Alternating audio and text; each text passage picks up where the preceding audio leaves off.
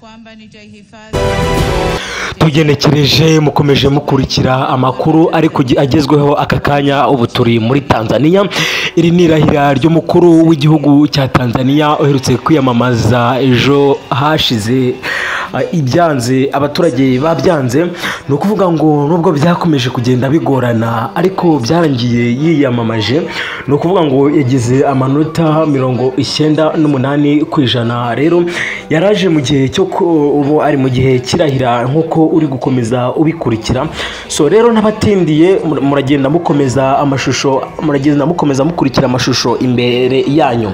So hagati aho rero ni byiza ko wanyarukira kuri YouTube channel yacu ariyo Zaba Radio, warangiza ugakora subscribe ubundi tugakomezanya. So rero aya ni amakuru dakwiye gucika, breaking news.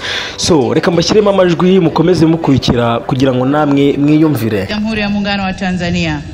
Nitatetea na kudumisha umoja wa Jamhuri ya Muungano wa Tanzania kwa mujibu wa Katiba ya Jamhuri ya Muungano wa Tanzania. Ewe Mwenyezi Mungu nisaidie.